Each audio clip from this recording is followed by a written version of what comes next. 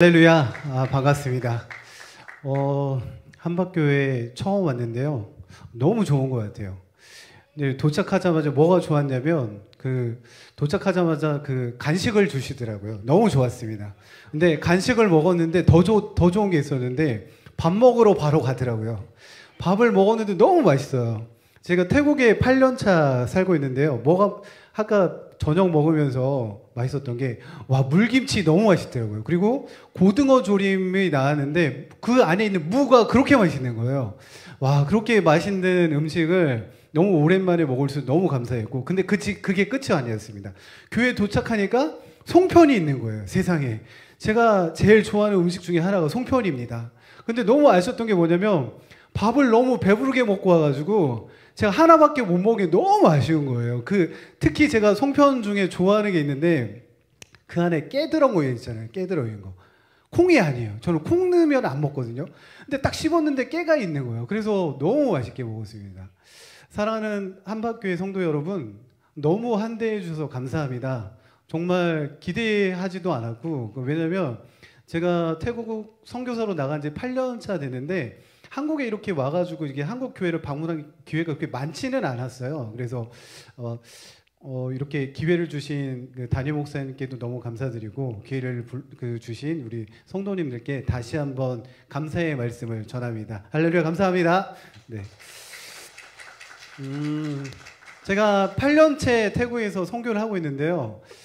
저의 원래 꿈은 목사였습니다. 그냥 목사였어요. 제가 익산 출신인데요. 시골교회, 용산중앙교회라고 아주 작은 시골교회에 다녔습니다.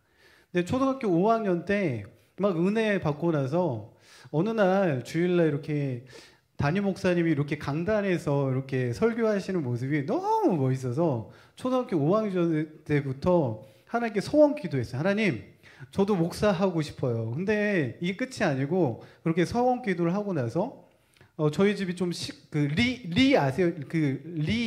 리 다음에 그죠? 근데 저희가 그런 마을이에요. 근데 제가 학교를 가려면 40분 정도 걸어가야 버스를 타고 갈 수 있거든요. 근데 그 중간에 저희 교회가 있었습니다. 그래서 좀 일찍 나가서 학교 가기 전에 들려서 기도하고, 그다음에 끝나고 와서 그다음에 이제 집에 가기 전에 또 중간에 교회가 있을 기도. 하나님, 저 목사가 너무 되고 싶어요. 그래서 그 꿈이 진짜 변하지 않았고, 고3 때 원서를 쓸 때 저는 원서를 딱 하나가 아니고 거짓말이구나 2개를 썼습니다. 하나는 제가 원하는 한신대 신학과를 썼고요. 두 번째는 저희 어머님이 권사님이신데 본인이 다른 분들이 목사 되시는 거는 되게 좋아하시는데 아들이 목사 된다고 하지 말라고 계속 그러시는 거예요. 그래서 어머니의 성화에 의해서 다른 대학교를 하나 썼었습니다. 그래서 이제 제가 원하는 대로, 제 꿈대로 원하는 대로 한신대에 가게 됐습니다. 근데 이게 웬걸 1년 차 다르고 2년 차 다르고 3년 차 다르고 4년 차 다르고 학년이 위로 올라가면은 믿음이 증가했겠어요, 감소했겠어요? 한번 맞춰보세요. 왜 그렇게 생각하세요? 네, 감소하더라고요. 오늘 전도사님 찬양 인도하는데 제가 은혜 받았습니다. 제가 그 정도로 찬양 인도를 할 줄 알았으면은 계속 목회했을 거예요. 근데 시간이 흐르면 흐를수록 목회는 박춘수한테 어울리지 않는다. 못하겠다. 결론이 그렇게 내려지더라고요. 그래서 저희 동기들은 이제 4학년 때 대학원 준비를 할 때 저는 취업 준비를 해가지고 취업을 했습니다. 다른 길로 간 거죠. 근데 이게 또 다른 길로 간 게 나쁘지만 않았어요. 이렇게 다른 길로 가니까 이게 돈을 벌게 되고 그러면서 좋은 것도 많이 있더라고요. 그 중에 제일 좋았던 게 뭐냐면 직장을 이렇게 취직하면서 5년 차쯤 됐을까요? 저 회사에 벽지에 이렇게 공고가 붙었는데 우수 직원으로 제가 뽑힌 거예요. 일 잘한다고. 근데 그 뒤에 우수 직원으로 뽑히면서 상도 있었습니다. 포상 휴가가 있었어. 포상 휴가. 해외 연수를 보내준다는 거였습니다. 그래서 근데 그 전에 기수 선배님들, 팀장님들을 보면은 주로 우수 직원으로 뽑히면은 선진국으로 가더라고요. 프랑스나 미국이나 영국 그런 데 가더라고요. 그래서 아, 나는 어디로 갈까? 프랑스도 좋고 영국도 좋고 미국도 좋은데 그런 기대를 한참 하고 있었습니다. 근데 그 연수 장소가 좀 있다가 이렇게 발표가 되는데 우리 한박교회 성도님들께 제가 한번 여쭤보겠습니다. 사랑하는 한박교회 성도 여러분, 그 직원 연수 나라가 어디였겠어요? 태국 중에 어디였겠어요? 어떻게 이렇게 잘하세요? 정말 기가 막혔습니다. 기가 막혔어요. 아니, 이럴 수가 있어? 아니, 우수 직원으로 뽑지를 말든지 다른 분들은 그렇게 좋은 나라 보내주면서 더욱이 그때가 2009년도였는데 한참 태국에 사스가 유행이었어. 사스도 코로나 호흡기 질환 중에 하나였는데 가장 많은 사람이 죽어나가고 있는 나라가 태국이었습니다. 그런 상황 가운데 원하지 않았지만 태국에 가게 됐어요. 태국에. 그래서 태국의 수도가 방콕이잖아요. 아까 우리 그 집사님 태국말 되게 잘하시더라고요. 사와디캅도 잘하시고 커쿤캅도 잘하시고 아유 잘하시더라고요. 그래서 저도 방콕 가도 진짜 잘 놀았어요. 직원 연수하면 잘 먹고 잘 놀고 잘 보고잖아요. 진짜 잘 놀았습니다. 근데 연수 기간이 반절쯤 끝났을 때 치앙마이로 이동하는 그런 프로그램이었어요. 그래서 치앙마이 공항에 도착했습니다. 근데 어떤 중년의 한 남자분께서 저희를 마중을 나왔는데 그 선교사님이 굉장히 무뚝뚝하셨어요. 아니 어디를 데려가면 데려간다 설명을 해야 되잖아요. 직원 연수 프로그램에 이렇게만 기록되어 있어요. 방콕에서 이렇게 하다가 마지막 2일은 치앙마이에서 그냥 보낸다. 자녀 일정이 없어요. 그런데 저희를 봉고차에 태우더니 3시간 반을 달려가는 거예요. 어디로 가는지 몰라요, 저희는. 근데 3시간 반을 달려도 도착을 했는데 트럭 3대가 기다리고 있더라고요. 저희가 당시 직원 연수에 참여했던 직원이 9명이었는데 나눠서 트럭 뒤에 태웠습니다. 좀 널널하게 태우더라고요. 왜 그럴까? 왜 그럴까? 근데 트럭 뒤에 이렇게 태우더니 산속 깊은 곳으로 들어가는데 포장이 하나도 안 돼 있어요. 1시간 반을 달려서 깊은 산속 마을에 도착했는데 머리 색깔이 빨간색으로 변할 정도로 먼지를 다 뒤집어 쓰고 그 마을에 도착을 하게 됐습니다. 같이 갔던 동기들이 선배님들이 난리가 났어요. 이번 직원 연수는 참 이상하다. 아니 방콕에 있을 때까만 해도 좋았는데 이 치앙마이 뭐야? 아니 우리를 이거 죽이려고 여기까지 데려온 거야? 이게 낭떠러지가 질비한 이곳까지 굳이 우리를 데려온 이유가 뭐야? 저 남자분의 정체는 뭐야? 그러면서 막 온갖 불평불만을 하고 있는데 이상하게 오직 한 사람만의 마음과 생각이 달랐습니다. 그게 누구였을까요? 네, 저였어요. 오늘 말씀에 보면 갈렙도 그런 사람이었습니다.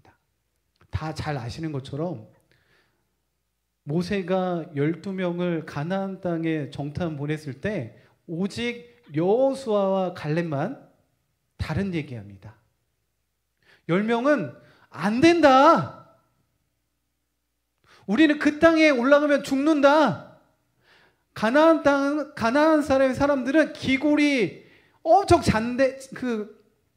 큰 거인족 사람이기 때문에 우리는 그에 비하면 메뚜기이기 때문에 들어가면 반드시 죽는다라고 얘기했을 때 오직 여호수아와 갈렙만은 말이 달랐습니다. 그 중에 갈렙이 그러면서 갈렙이 그 땅에서 하나님의 비전을 하나님의 큰 그림을 발견하게 됩니다. 그 땅이 너의 땅이 될 거야.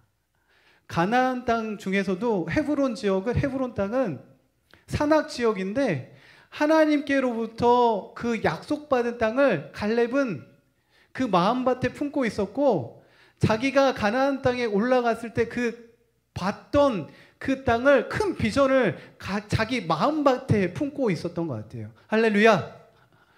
저도 정말 제가 의도하지 않았는데 그때만 해도 제가 신앙생활을 되게 열심히 안 할 텐데 의도치 않게 그 땅에 트럭 뒤에 흙먼지를 타고 그 비탈뜨기를 낭떠러지가 질비한 땅을 가면서 그곳에 도착했을 때 100명가량의 원주민들이 저희가 외집 사람이 달려오는데 하나님께서 이런 감동을 주시더라고요. 준수야,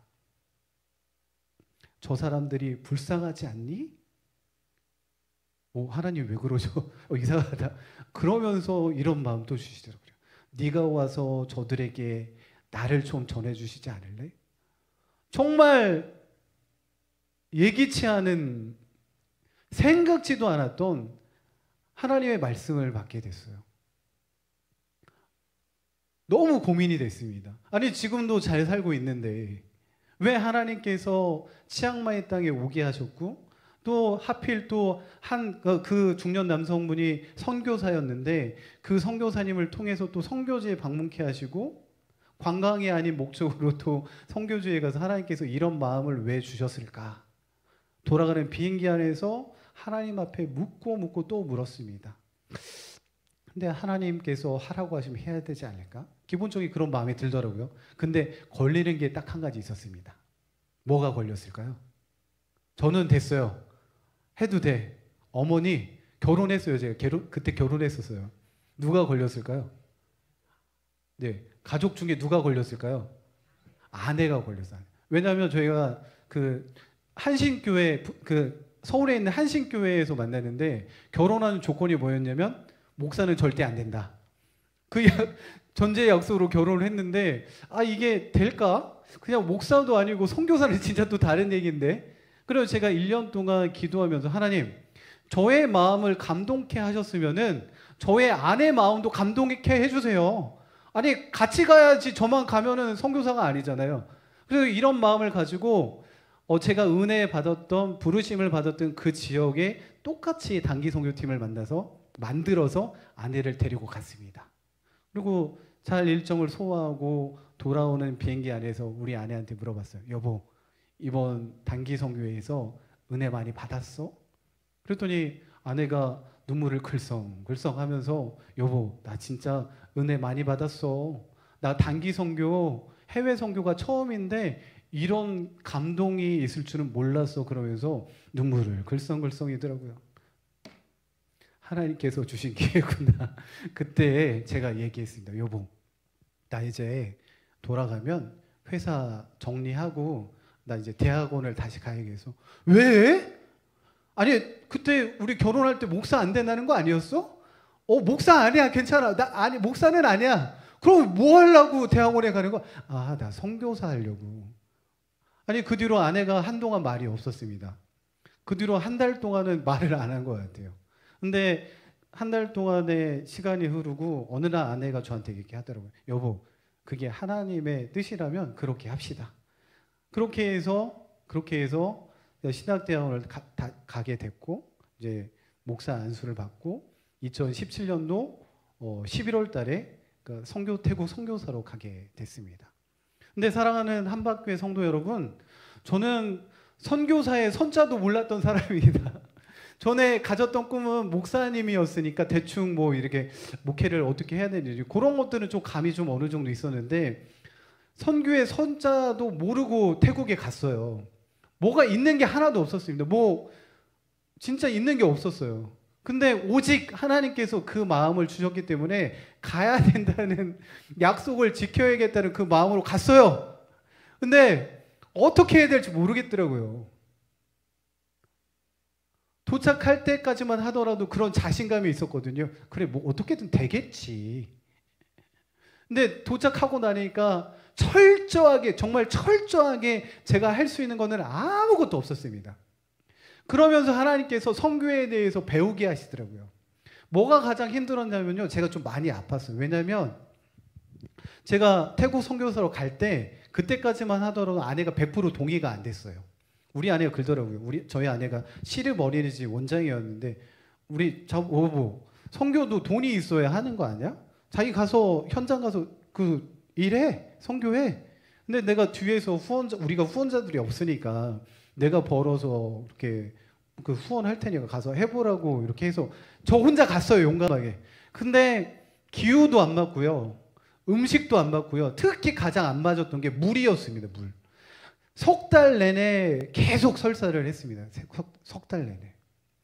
그러면서 몸이 아프고 뭐 여러 가지 안 맞는 것들이 있지만 계속 기도해서 하나님, 제가 몸도 아프고 성교도 어떻게 해야 되는지 모르고 그래서 제가 매달릴 곳은 하나님밖에 없는데 하나님 알려주세요. 알려주세요. 어디서 어떻게 시작해야 될지 정말 모르겠습니다. 계속 기도하고 8개월 정도 됐을 때 하나님께서 하나하나 해결케 하시더라고요. 첫 번째, 기도하는 중에 하나님께서 어떤 말씀 하나 떠올리게 하시는데 요한복음 21장 말씀이었어요. 부활하신 예수님께서 세 번째로 제자들을 찾아오셔서 디베라 호수로 이렇게 떠났던 제자를 찾아오셔가지고 식사를 준비해서 대접해 주시잖아요. 그 물고기와 떡을 준비해 주셔서 그런 배부르게 먹이신 후에 예수님께서 베드로에게 세 번 이렇게 질문하십니다. 첫 번째 뭐라고 질문하시죠? 베드로야, 내가 나를 사랑하니? 그럼 내 양을 먹여줄래? 첫 번째. 두 번째, 베드로야, 내가 나를 사랑하니? 그러면 내 양을 좀 쳐줄래? 세 번째, 다시 한번 먹여줄래? 이렇게 세 번 물으십니다. 근데 기도 중에 하나님께서 이런 마음 주셨어요. 동일하게. 준수야, 네가 나를 사랑하니? 그러면 내 양을 좀 먹여줄래? 그렇다면 내 양을 좀 쳐줄래?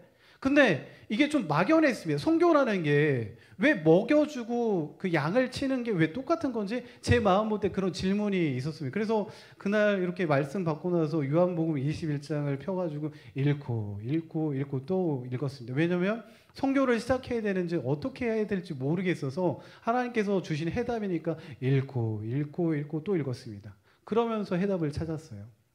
근데 이게 성교라는 게 목회랑 다른 게 아니구나. 여러분들 성교가 뭐예요? 그냥 전도하는 거잖아요. 우리 한막교회 성도님들도 전도하시잖아요. 근데 그냥 저도 같이 전도하는 건데 어디 나가서 하는 거예요? 해외 나가서 하는 거예요. 목회하는 건데 어디 가서 하는 거예요? 해외 나가서 하는 거예요. 그러면서 하나님께서 주셨던 마음 뭐냐면 네가 만나는 사람마다 최선을 다해서 돌봐줘라. 네가 만나는 사람들한테 밥 한 끼 대접해라. 그리고 관계 맺은 사람들과 그들과 시간을 보낼 때 최선을 다해서 시간을 보내라. 이런 마음 받고 나서 코로나가 왔을 때 여러분들 코로나가 왔을 때 얼마나 힘들었나요? 한박교회는 어땠는지 모르겠지만 태국은 엄청나게 힘들었습니다. 정부 거의 태국은 하라면 해야 돼요. 하라고 했는데 안 하면은 잡혀갑니다. 근데 정말 그 어려운 시기에 하나님께서 저에게 어떤 마음을 주셨으며 개척해라라는 마음을 주셨어요. 근데 하나님 이거 좀 이따 하면 안 될까요? 그래서 저를 알고 있는 많은 분들께서 전화를 주셨어요. 제가 선배님들 어떻게 하면 좋을까요? 야, 준수야, 코로나잖아. 한국교회도 요즘 엄청 어렵다. 야, 이거 끝난 다음에 어떻게 하려고 그래? 하지 마. 조금만 기다리고 참아. 근데 기도하면 기도할수록 하나님께서 주셨던 마음은 지금이다라는 거예요. 모든 상황을 보면은 지금이 안 돼요. 하면 안 될 것 같은데 기도하면 기도할수록 하나님께서 주셨던 말씀은 그 동영상에서 봤던 그 교회를 개척하라라는 말씀이었어요.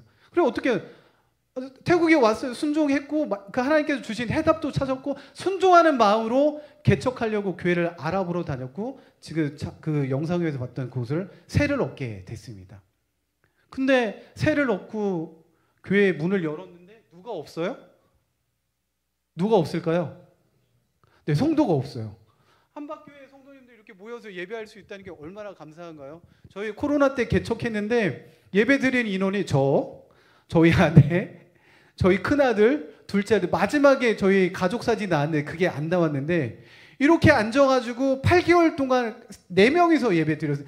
하나님 기도하면서 하나님께서 개척하라고 해서 개척했는데 여전히 우리는 4명입니다. 하나님 속히 1명을 보내주셔가지고 5명이 되게 해줄 줄은 믿습니다.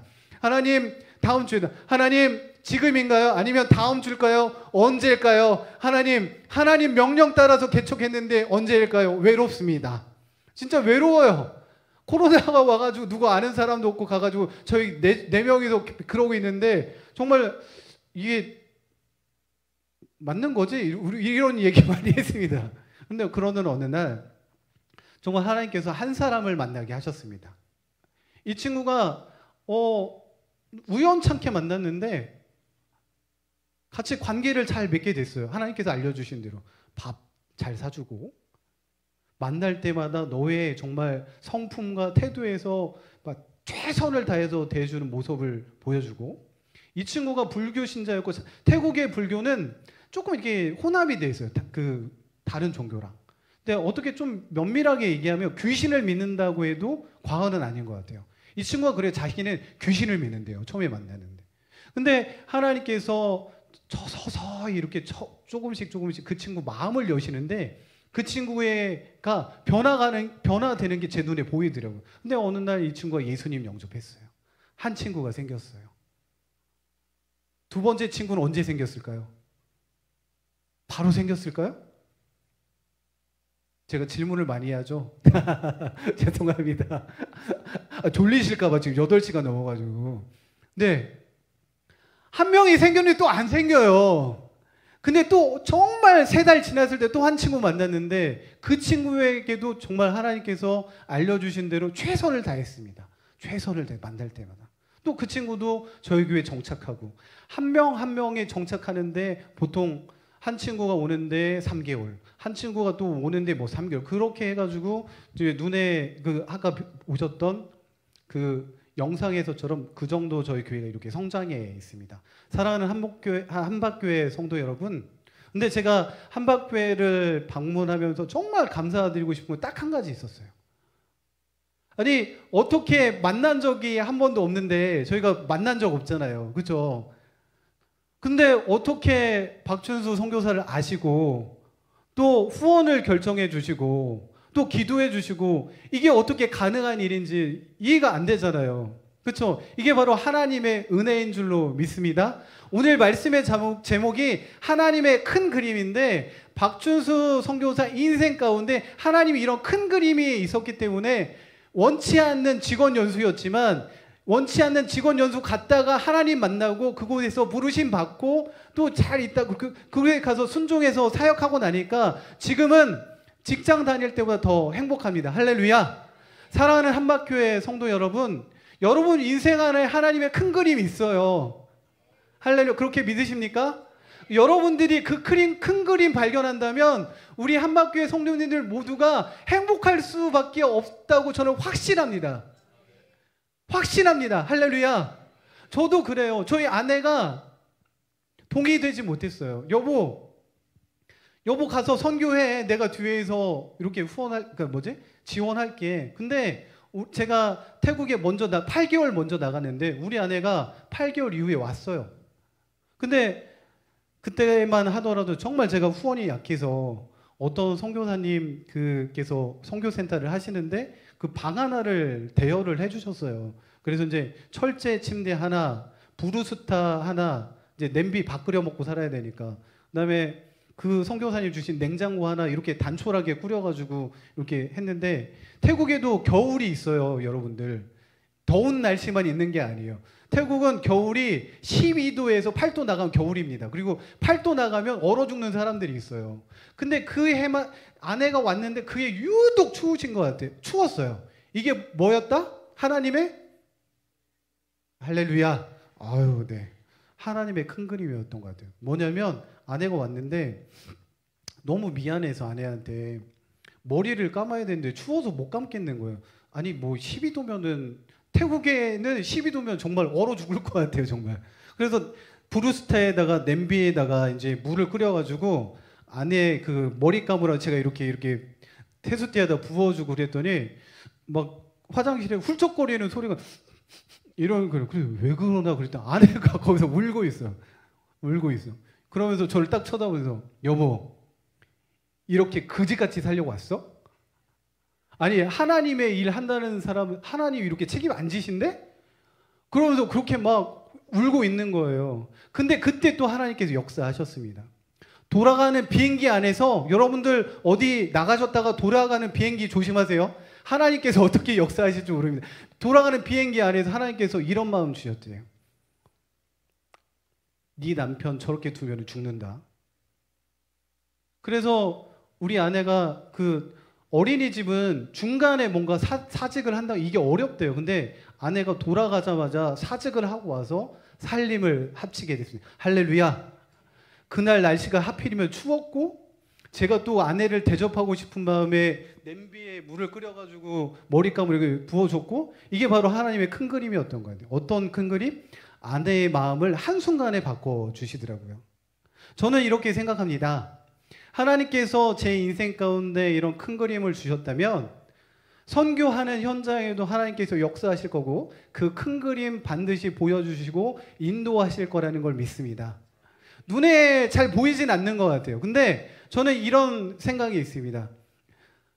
선교사가 언어를 습득해가지고 그 나라 사람들에게 복음을 전한다는 게 분명히 한계가 있어요. 제가 태국어 잘한다는 얘기 굉장히 많이 듣거든요. 근데 제가 생각할 때는 현지인에 비하면 30% 40%밖에 못해요. 그러면 선교사가 복음을 전하는데 한계가 있겠어요, 없겠어요? 그럼 누가 복음 전하는 게 더 효과적일까요? 그러면서 저는 제가 품은 마음은 뭐였냐면 예수님께서 12제자 세우셨는데 나는 언어가 좀 잘 안 되니까 5명만 세우자. 지금 5명 세웠을까요? 안 세웠을까요? 세웠어요. 할렐루야. 그러면서 제가 좀 더 이제는 10명 해보자라는 마음으로 이제 기도하면서 지금 7번째까지 이제 제자가, 그러니까 성도는 맞지만 또 제자는 또 다른 문제거든요.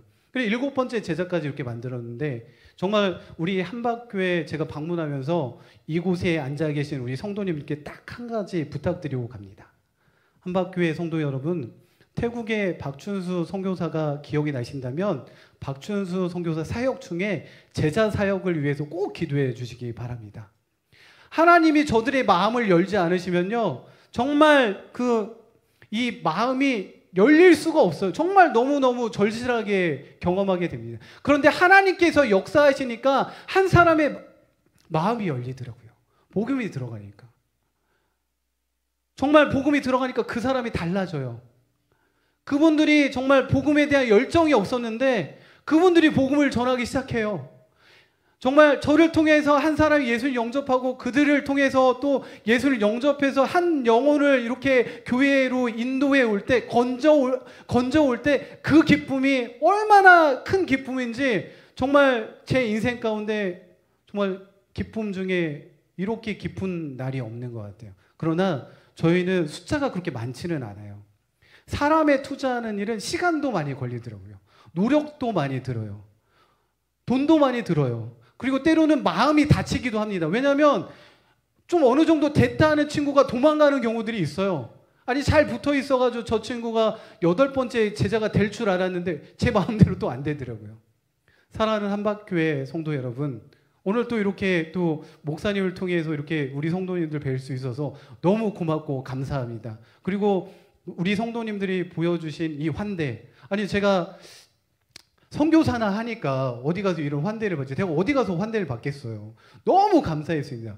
오자마자 먹을 거 주시고 그 다음에 또 밥 먹으라고 데려가 주시고 오자마자 제일 좋아하는 송편도 이렇게 주시고, 아니 다른 것도 있었어요. 뭐 한과도 있었고 뭐 과일도 있었는데 저는 송편 너무 감사합니다. 그러나 제가 다음 교회 우리 한박교회에 이렇게 다시 한번 방문했을 때 우리가 보고하는 시간이 다시 한번 주어진다면 한 사람을 세우는데 하나님께서 어떻게 역사하셨고 1번부터 7번까지 이 스토리들 진짜 많아요. 어떻게 역사하셨고 제 지금 단계에서는 10명의 제자를 세우는 게 제 비전인데 10명까지 도달했다면 그 이후에는 또 몇 명까지 또 목표하고 있는지. 그래서 저들을 통해서 태국은 복음화율이 0.6%밖에 안 돼요. 0.6%. 1%가 안 돼요. 선교 역사는 우리나라보다 20년 정도 앞서 있지만 복음화율이 0.6%밖에 안 되는데 박춘수 선교사를 통해서, 그리고 박춘수 선교사를 통해서 만난 그 제자를 통해서 또 복음의 영역이 확장되는 그 은혜가 있을 수 있도록 우리 한박교회 성도님께서 계속 기도해 주시기를 바랍니다. 아멘. 아멘 하신 분들이 언뜻 볼 때 20명은 있은 것 같아요. 그러면 제 뒤에 함께 기도해 주시는 20명이 있다고 이렇게 제가 생각하고 제가 내일 태국에 돌아가는데 그렇게 믿고 돌아가도 될까요? 기도해 주시기 바랍니다. 기도해 주시지 않으면 저 혼자 할 수가 없습니다. 저도 돌아가서 한박교회를 생각하고 기도하겠습니다. 그래서 다음에 방문했을 때는 좀 더 좋은 모습으로, 좀 더 성장하고 발전된 모습으로, 그리고 또 저희 교회가 얼마나 또 성장했는지 그런 간증을 함께 나눌 수 있기를 소망합니다. 네, 함께 기도하겠습니다.